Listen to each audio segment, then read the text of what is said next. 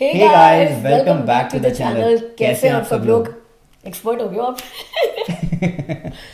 हमने 2021 में एक वीडियो बनाई थी $100 ग्रॉसरी चैलेंज इन वॉलमार्ट, और 2023 में हमने वो वीडियो रिक्रिएट करी थी कि अब अगर $100 लेकर जाते हो आप वॉलमार्ट में तो कितना खर्चा होता है। एंड कंक्लूजन वॉज कि इन्फ्लेशन इतना बढ़ चुका था ग्रॉसरी प्राइसेस में कि 25% हम एक्स्ट्रा पे करके आए थे उन सब चीज़ों का जो चीज़ें हमने 2021 में $100 में ली थी। एक वीडियो हमने मिस भी करी थी 2023 में। हम हर साल बनाते आ रहे थे वो वीडियो। 2021 में भी बनाई थी, 2022 में भी बनाई थी, 23 में हमने मिस कर दी थी। तो हमने सोचा 24 अभी शुरू ही हुआ है, ज़्यादा लेट नहीं हुआ, वो वीडियो बना ही देते हैं अब। वो थी इनकम एंड एक्सपेंसेस इन 2023। हमने एक्सपेंसेस इन कनाडा की वीडियो 2021 में बनाई थी। फिर हमने 2022 में बिल्कुल एंड में बनाई थी, दिसंबर में। इसीलिए शायद हमने 2023 में नहीं बनाई थी, मगर जब अपने वॉलमार्ट की ग्रॉसरी चैलेंज वाली वीडियो बनाई तो आप में से बहुत सारे लोगों के कमेंट्स आए थे कि ये भी बताओ कि एक तो कनाडा में इनकम कितनी बढ़ रही है अगर खर्चे इतने बढ़ रहे हैं तो, और अब इन्फ्लेशन सिर्फ एक जगह तो नहीं है ना, सिर्फ ग्रॉसरी प्राइसेस में नहीं है। इन्फ्लेशन किस जगह में नहीं है ये पूछो। सबसे पहले तो मॉर्गेज प्राइसेस इतने बढ़ चुके हैं, प्रॉपर्टी इंश्योरेंस बढ़ चुके हैं, प्रॉपर्टी टैक्स बढ़ चुका है, यूटिलिटीज़ बढ़ चुकी हैं। डे केयर एक्सपेंसेस बढ़ चुके हैं। सो आज एक काम करते हैं, डिस्कस करते हैं क्या क्या चीज़ें बढ़ गई हैं, क्या क्या चीज़ें कम हुई हैं, एंड ऐसी क्या क्या चीज़ें हैं जो कम तो नहीं हुई पर हमने कंट्रोल करके कम कर दी, और क्या किया है हमने उसको कम करने के लिए। मतलब how can you beat inflation? Beat तो मुझे नहीं लगता है कोई भी इन्फ्लेशन को कर पा रहा है, सभी लोग दुखी है इन्फ्लेशन से।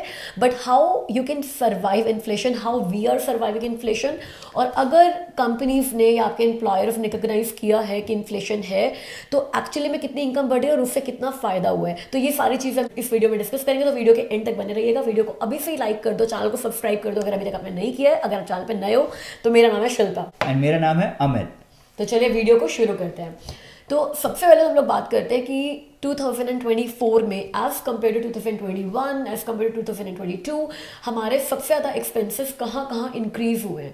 तो मैं बोलूँगी मॉर्गेज एक्सपेंसेस तो डेफिनेटली इंक्रीज हुए। पूरे वर्ल्ड को पता है कि कनाडा में मॉर्गेज एक्सपेंसेस इंक्रीज हो चुके हैं। इंटरेस्ट रेट जो 1% इंटरेस्ट रेट, 2% इंटरेस्ट रेट, पुरानी बातें होगी वो। अब जो इंटरेस्ट रेट बढ़ते बढ़ते बढ़ते बढ़ते 7% तक जा चुका है, तो उससे डेफिनेटली सबकी मॉर्गेज पेमेंट इंक्रीज हो गई है। तो ये एक वो बहुत बड़ा एक्सपेंस है जो सभी के लिए बढ़ गया है। मैं बोलूँगी कि अगर आज आप कनाडा में होम ओनर नहीं हो, कंग्रेचुलेशन यार, आप लकी हो। पता है, बातें करते थे लोग कि हम रेंट पे क्यों रहें, हम दूसरे की मॉर्गेज क्यों पे करें। बट आज की डेट में अगर आप रेंट पर रह रहे हो ना, आप किसी की मॉर्गेज पे नहीं कर रहे भाई। मॉर्गेज इतनी बढ़ चुकी है कि आप जो रेंट दे रहे हो बहुत सुखी रह रहे हो, और वो बंदा उसके ऊपर अपनी पॉकेट से निकाल के मॉर्गेज भर रहा है। क्योंकि ना जब आप होम ओनर होते हो तो आप सिर्फ मॉर्गेज पे नहीं करते एक घर को मेंटेन करने के लिए, आप प्रॉपर्टी टैक्स भी पे करते हो और आप घर का इंश्योरेंस भी पे कर रहे होते हो। ये दो एक्सपेंसेस है जो मोस्टली लोगों को ना पता नहीं होते जब तक वो होम बायर बनते नहीं है, होम ऑनर बनते नहीं है। Because I am in mortgage industry, तो मेरे पास भी बड़े सारे लोग आते हैं जिनको मुझे बताना पड़ता है कि बजटिंग जब आपने करनी है ना तो सिर्फ मॉर्गेज की पेमेंट को मत देखो, you have to add insurance, you have to add property tax, जो आपको अब पे करना शुरू करना पड़ेगा, जो आप पहले नहीं करते थे। और जब आप रेंट पे रह रहे होते हो तो एटलीस्ट आपको इन दो एक्सपेंसेस का टेंशन नहीं होता। अब अगर मैं इस घर की बात करूं तो इस घर को मेंटेन करने का, सिर्फ इस घर को ओन करने का हमारा महीने का खर्चा है $6,000, जिसमें हमारा प्रॉपर्टी टैक्स, वैसे आपको मैं बता दूं प्रॉपर्टी टैक्स बढ़ चुका है इस साल। मेरे ख्याल से दुर्हम रीजन में तो सभी का बढ़ा है, हमारा तो 100% बढ़ा है। हमारा पिछले साल तक मतलब 100% नहीं बढ़ा, नहीं, सबका 100% बड़ा है। आई मीन मतलब 100% लोगों का बड़ा होगा दुर्हम में प्रॉपर्टी टैक्स। जैसे कि 2023 तक हमारा इस घर का प्रॉपर्टी टैक्स था 6,500 ईयरली, और अब है 8,000 ईयरली। तो हमारा बिग जंप। $1,500 तो हमारा साल का सिर्फ प्रॉपर्टी टैक्स ही बढ़ गया है।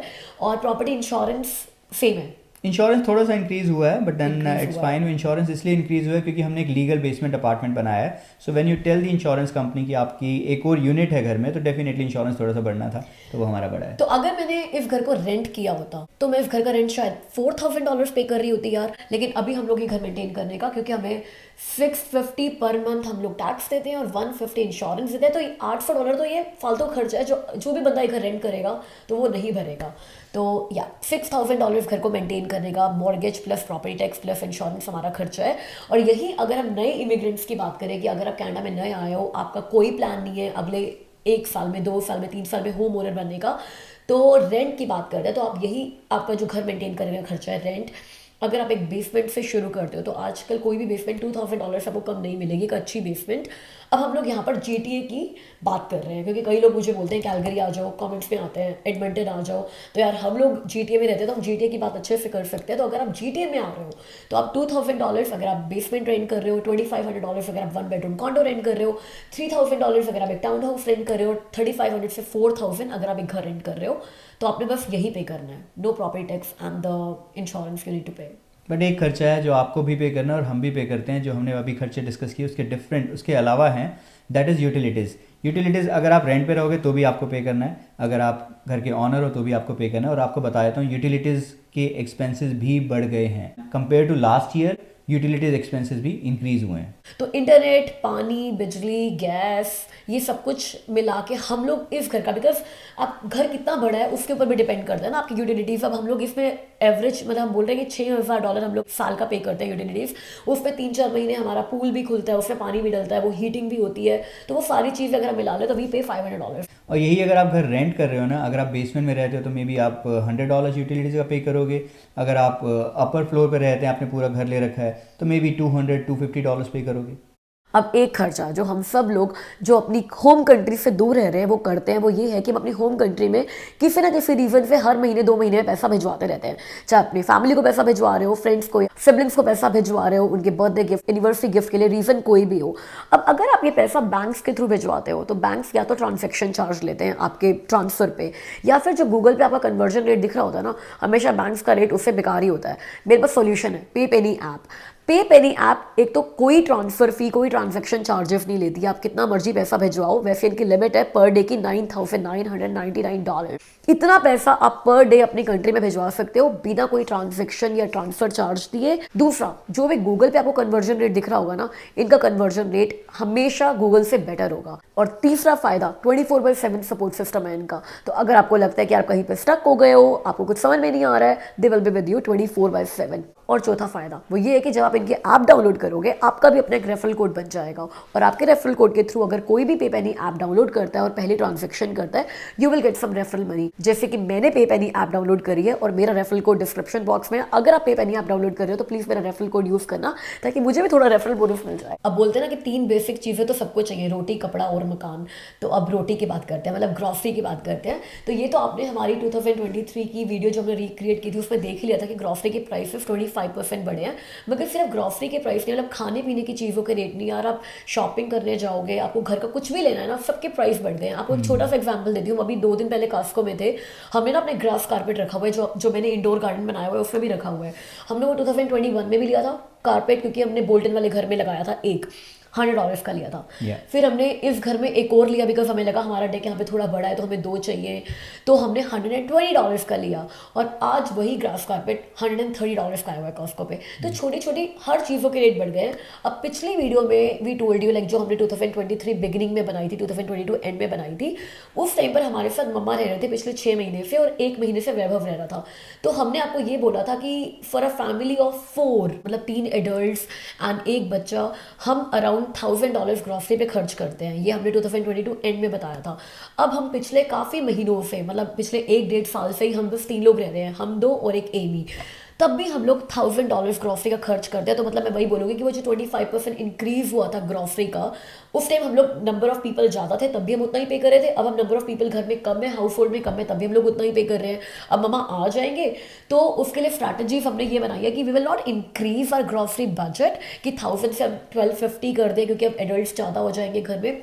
हमने सोचा कि हम कैसे इन्फ्लेशन को बीट करने का या स्मार्ट बनने का प्लान कर रहे हैं।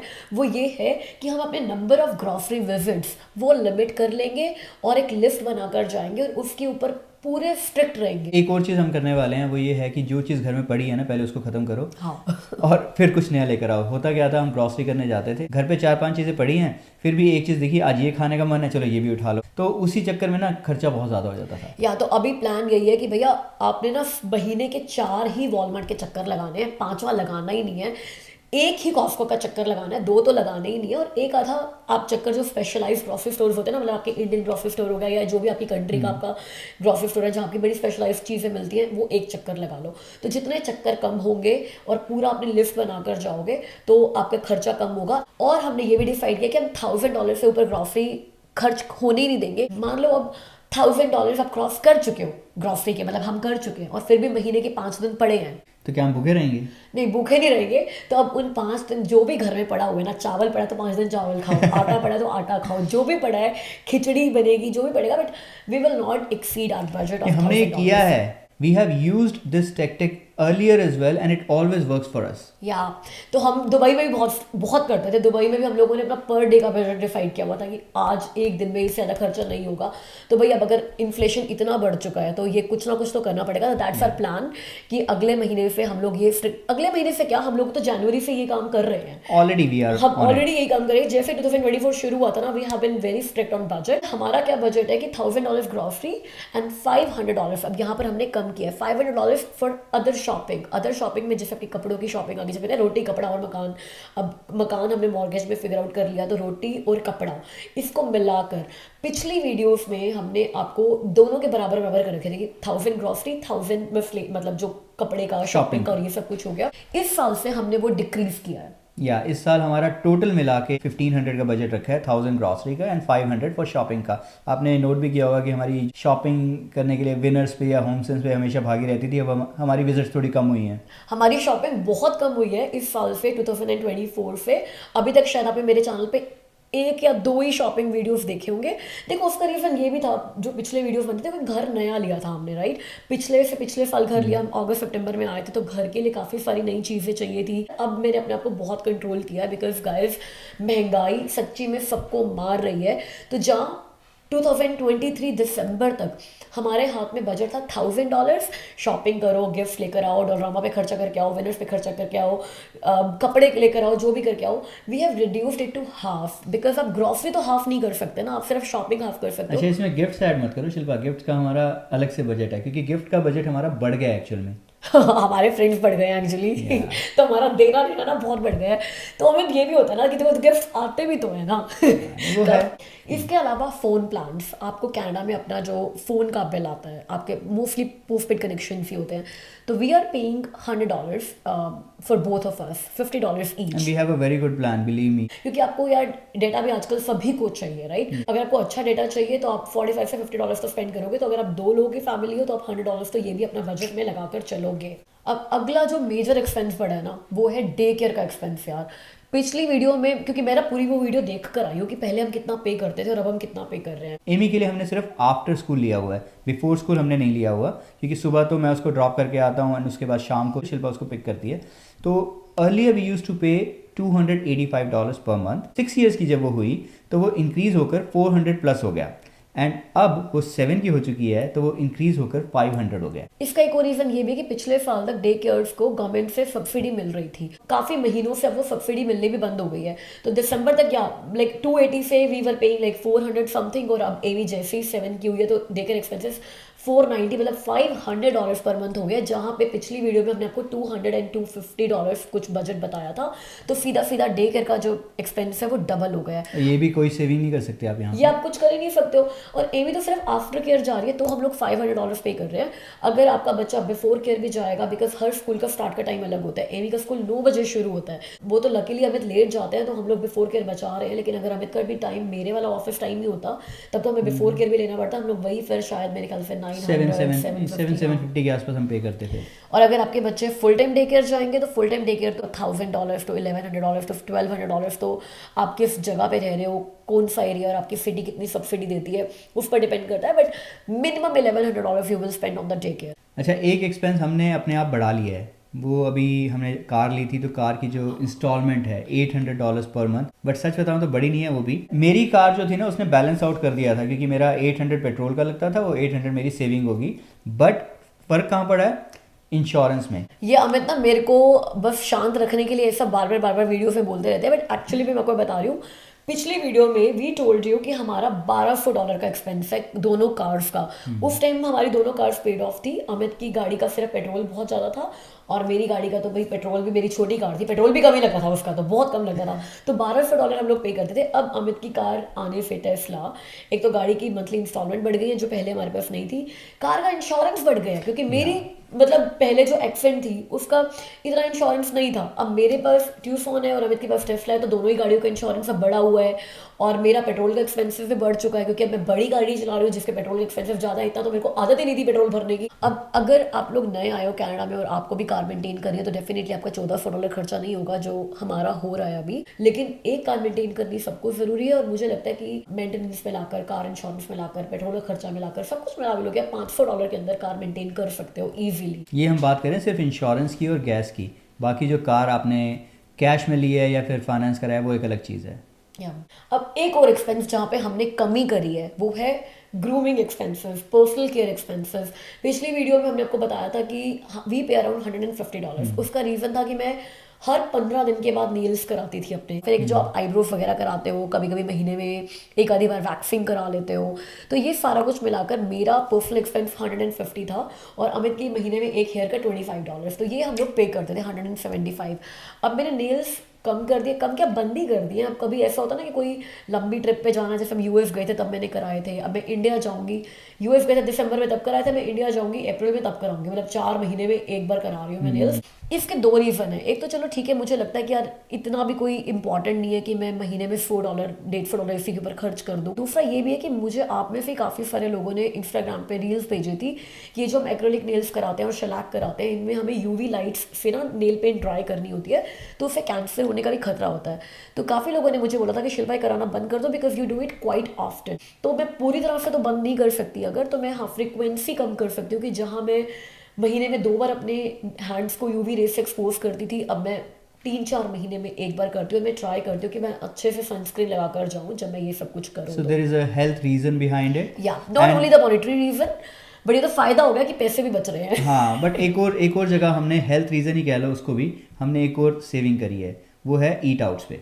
हाँ यस, और कहाँ सेविंग किया हमने, तो ईट आउट्स का पिछली बार हमारा बजट था, मतलब 2023 दिसंबर तक भी हमारा बजट था $250 पर मंथ का। जनवरी 2024 से हमने वो भी कम कर दिया है।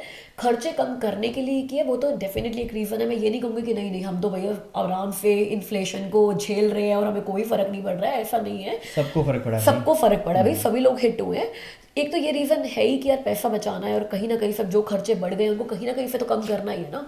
दूसरा हेल्थ रीज़न भी है कि भाई क्यों इतना बाहर का खाना है, तो कहाँ हम पहले, अब या आपने भी नोट किया होगा मेरे शॉपिंग वीडियोस कम हो गए हैं, मेरे ईट आउट वीडियोस कम हो गए। 4 मीनार नहीं गए हम इतने दिनों से। मैं आपको हर तीसरे चौथे दिन हर हफ्ते 4 मीनार लेकर जाती थी, वहाँ मुझे इतने सारे सब्सक्राइबर्स भी मिलते थे। अब अगर सब्सक्राइबर्स जाते होंगे तो सोचते होंगे यार शिल्पा ने आना ही बंद कर दिया है। 2024 में हम 4 मीनार नहीं गए हैं। मैं सिर्फ एक बिरयानी खाने जाती थी, वो बिरयानी खानी बंद कर दिया मैंने। सोचो जरा, ऐसा नहीं कि हमने जीरो कर दिया, ईट आउट रखने चाहिए। हमने वही खर्चा, वही नहीं 250 से बजट हमने करके $100 कर दिया। हमें अभी तक ओके लग रहा है। हमने $100 का बजट रखा हुआ है, मतलब जो बजट हमारा 2023 दिसंबर तक 250 था हमने उसको रिड्यूस करके 100 कर दिया है, तो 150 हम यहाँ पर भी बचा रहे हैं। लेकिन अगर ये 100 भी नहीं रखेंगे तो फिर तो लाइफ बड़ी बोरिंग हो जाएगी, तो सबको रखना चाहिए। अब 100 अगर मान लो किसी महीने हम लोग मूवी देखने नहीं जाते हैं तो हम ईट आउट भी जा सकते हैं। हमने ये नहीं कि हम नहीं जा सकते, अगर हमने किसी महीने नहीं किया तो हम अगले महीने 200 कर सकते हैं, खर्च कर देंगे। तो अब ये सारे खर्चे होने के बाद मतलब ये मोटे मोटे खर्चे हैं जो आप पे कर दोगे। मतलब हमने ग्रॉसरी भी कर लिया, हमने शॉपिंग भी कर ली, हमने घर के हाउस होल्ड मिसलेनियस एक्सपेंसेस भी कर लिए, हमने डे केयर भी सॉर्ट आउट कर लिया, कार भी सॉर्ट आउट कर ली, फोन भी ले लिया, यूटिलिटीज भी ले ली और हमने एंटरटेनमेंट भी ले लिया। अब ये सब कुछ हो गया। अब उसके बिना जो भी खर्चे ना उनके बिना रह सकते हो, ऐसा नहीं है कि उनके बिना रह नहीं सकते। फिर भी कुछ खर्चे ऐसे निकल आते हैं जो अपने मंथली बजट में नहीं सोचे होते, जिसके लिए हम हमेशा रखते हैं मिसलेनियस। तो मिसलेनियस एक्सपेंसेस हम लोग अभी तक कितना रख रहे थे? अभी वैसे हम लास्ट ईयर तक हमारा 1500 था, अभी हमने $1000 रखा हुआ है। अगर आप विजिट्स अपनी कम कर रहे हो ना ग्रॉसरी पे, तो ऑटोमेटिकली मिसलेनियस पे भी इम्पैक्ट पड़ता है, वो भी कम हो ही जाता है। यार $1000 हमारा बहुत ज़्यादा है। वो इसीलिए कि भाई हम लोग 2 घर मेंटेन करते हैं, तो 2 घरों में ना कई बार छोटी मोटी तोड़ फोड़ हो जाती है, घरों में कुछ कराना पड़ जाता है, कभी कोई चीज़ रिपेयर हो गई, कुछ रिप्लेस हो गया, फिर यूट्यूब की वजह से हमें कभी कोई कैमरा लेना पड़ता है, कभी कोई माइक लेना पड़ता है। वैसे बहुत ज़्यादा एक्सपेंस नहीं करते, बट फ़ोन अपने अपग्रेड कर लेते हैं हम लोग हर साल, तो वो भी बीच में आ गए। तो फ़ोन हो गए, लैपटॉप हो गए, जैसे पिछले साल मैंने लैपटॉप नया लिया, इस साल मैंने फ़ोन नया लिया, पिछले साल मैंने फ़ोन नया लिया था, तो उससे पहले हमने 2 कैमराज लिए थे। तो मिसलेनियस में ना ये सारी सारी चीज़ें आ गई और फिर कभी उस घर में कोई खर्चा हो गया, कभी इस घर में कोई खर्चा हो गया, तो इसीलिए हमारा मिसलेनियस बहुत ज़्यादा है। अगर आप नए इमिग्रेंट्स हो तो आप इस मिसलेनियस एक्सपेंसेस को $300 से $500 तक रखोगे, तब भी बहुत अच्छे से आपकी लाइफ चल जाएगी। तो हमारा मंथली एक्सपेंस जो इस टाइम है दैट इज़ अराउंड $12,000। अब पिछली वीडियो देखकर आप कंफ्यूज मत हो जाना कि पिछली वीडियो में मैंने आपको बोला था 13,500 के हमारे एक्सपेंसेस हैं, तो आप सोचोगे कि ये क्या, इनके तो कम हो गए हैं, पिछले साल तक 13,500 थे, अब 12,000 हो गए। तो पिछले वीडियो में मैंने आपको 2 घरों की मॉर्गेजेस बताई थी, 2 घरों के प्रॉपर्टी टैक्स, 2 घरों के इंश्योरेंस बताए थे। इस वीडियो में हमने अपने सारी डिस्कशन एक ही घर तक, जिस घर में हम रहते हैं वहीं तक लिमिटेड रखी है, ताकि आप कंफ्यूज मत हो जाओ, क्योंकि उस घर से अगर खर्चे हैं उस घर के तो उस घर से इनकम भी है, तो हमने वो घर बिल्कुल साइड में रखा है। We are just talking about 1 house 1 family 2 income kind of a thing. तो इसीलिए जहां हम लोग 13,500 में पिछले साल तक 2 घर मेंटेन कर पा रहे थे, अब हम 12,000 में सिर्फ ये घर मेंटेन कर पा रहे हैं, उस घर को नहीं छोड़ रहे हैं, नहीं छेड़ रहे हैं। चलो फिर अब बात करते हैं इनकम की। ओके, तो आई वुड से कि ये हर एम्प्लॉयर ने नोटिस किया था कि इन्फ्लेशन बहुत बढ़ गई है और अब कनाडा में जीना एग्जिस्टिंग सैलरीज के साथ बहुत मुश्किल हो गया है। तो मेरे ख्याल से जहाँ तक मुझे पता है, हर एम्प्लॉयर ने अपने जो एम्प्लॉयज़ हैं उनकी सैलरीज बढ़ाई है पिछले साल। सबको 2023-2024 में इंक्रीमेंट्स मिले, और 2024 के इंक्रीमेंट्स तो मिलेंगे बट मोस्टली जो पब्लिक सेक्टर होते हैं ना, because I am from public sector, तो मैं उनकी बात कर सकती हूँ। पब्लिक सेक्टर एम्प्लॉयज़ को सबको अप्रैल में कुछ इंक्रीज मिलता है अपनी सैलरीज में, और पिछले साल जो इंक्रीज मिले थे, पिछले साल अक्टूबर में भी मिले थे। तो सभी पब्लिक सेक्टर एम्प्लॉयज़ को सितंबर में, अक्टूबर में, दिवाली के आसपास इंक्रीज मिला था, अप टू 7.5% से मेरे ख्याल से कुछ लोगों को 10% तक भी मिला था। तो हम लोग बहुत हैप्पी हो गए थे। मैं बोलूँगी कि 10% से ऊपर मुझे नहीं लगता किसी को मिला होगा, अदर देन उन्होंने अपनी जॉब चेंज कर ली होगी तो। लेकिन अगर आपका 10% भी सैलरी इंक्रीज हो गया होगा तो हाथ में कितना एक्स्ट्रा आ गया होगा? $150 पर मंथ या $200 पर मंथ? 200 भी अब अपर एंड पे चलेगा कि $200 पर मंथ एक्स्ट्रा आ गया होगा। इतना ही फर्क पड़ता है सैलरी और पे क्या? डिपेंड करता है आपका, क्योंकि इतना ही फर्क पड़ता है यहाँ पे। आपकी सैलरी बढ़ती है, साथ में फिर टैक्स भी तो फिर ज़्यादा पे करते हो ना, और कई बार तो क्या होता है कि आप नेक्स्ट टैक्स ब्रैकेट में चले गए तो नुकसान और हो जाता है। सीरियसली, मतलब जब मेरी सैलरी बढ़ी थी ना, पिछले साल बढ़ी थी सबको ही, जैसे सारे पब्लिक सेक्टर एम्प्लॉयज़ की बढ़ी, तो आई वाज लाइक कि ना फिगर में तो इतना बड़ा जंप लग रहा था कि यार इतनी अच्छी सैलरी हो गई है। मगर जब हाथ में सैलरी आई ना, तो मेरे ख्याल से या $200-250 पूरे महीने, क्योंकि बाई वीकली सैलरी आती है ना, $200-250 ही एक्स्ट्रा आई होगी। तो मेरे ख्याल से जिन भी लोगों को इंक्रीज मिले होंगे, या तो किसी को लगा होगा $4 बढ़ गया, किसी को लगा होगा $200 बढ़ गया, हद मार के अगर आप बड़े ही लकी रह गए थे और आपकी कंपनी ने बहुत ही अच्छी हाइक दे दी थी, या फिर आपने अपनी जॉब ही चेंज कर ली थी, मुझे नहीं लगता किसी के $400 से ऊपर महीने का किसी को फर्क पड़ा होगा। अगर पड़ा हो तो हमारा कॉन्ग्रेचुलेशन सभी से ले लो, और मुझे कमेंट्स करके जरूर बताना कि आपकी इन्फ्लेशन के बाद, इन्फ्लेशन से पहले, मतलब प्री पेंडेमिक से लेकर अब तक आपके महीने की सैलरी कितनी बढ़ गई है, हमें जरूर बताना। तो मुझे नहीं लगता बहुत फर्क पड़ता, बिकॉज टैक्सेस में बहुत कट जाता है। तो गाइस, अगर हम कोई पॉइंट भूल गए हो तो प्लीज़ हमें कमेंट्स में जरूर बताना। वीडियो कैसी लगी ये भी बताना। अगर आपके इनपुट्स हैं, आपके फीडबैक है, अगर आप कुछ ऐसे कमेंट्स में लिख सकते हो जैसे नए इमिग्रेंट्स को या जो लोग कनाडा में अभी आ रहे हैं या उनका स्ट्रगल फेस चल रहा है उनको हेल्प मिलेगी, तो प्लीज़ ये कमेंट्स भी करना। आई रियली वॉन्ट कि ये वीडियो देखने के बाद लोगों को रियली में कुछ हेल्प मिले, कनाडा के लाइफ स्टाइल समझने में ईजी हो। और जो लोग इंडिया में बैठे हुए हैं या फिर किसी भी कंट्री में बैठे हैं और सोच रहे हैं कि कनाडा आना है, और कितनी सेविंग्स लेकर आए, कितना पैसा लेकर आए कि अगर 2-3 महीने 4 महीने जॉब ना मिले तो वो सर्वाइव कर ले, तो मानकर चलो GTA में तो अगर आप फैमिली ऑफ 2, आपका $4,000 से $5,000 महीने का कहीं भी नहीं गया, चाहे आप जॉब कर रहे हो चाहे आप नहीं जॉब कर रहे हो। और अगर आप कार मेंटेन कर रहे हो, अगर आप कार मेंटेन नहीं कर रहे तब भी मानकर चलो, मेरे को नहीं लगता कि आप 4,000 से कम में गुजारा आज की डेट में आई वुड से 4,500 मिनिमम लगाकर चलो। एंड अगर आप कार के साथ किड्स भी मेंटेन कर रहे हो तो उसमें एडिशनल कर लो उनके डे केयर का एक्सपेंस। डे केयर तो चलो वो फिर जाएंगे जब आप दोनों की जॉब लग जाएगी, बट हाँ मोटा मोटा आपको आइडिया लग जाएगा कि आप कितना बजट बनाकर आ सकते हो कनाडा में, कि अगर आपकी 2 महीने 4 महीने 6 महीने भगवान ना करे जॉब ना लगे तो आपके हाथ में कितना पैसा होना चाहिए। ठीक है, तो गाइस आज की वीडियो के लिए इतना ही। मुझसे मिलना अगली वीडियो में, तब तक के लिए अपना ख्याल रखना, वीडियो को लाइक करके जाना। बाय।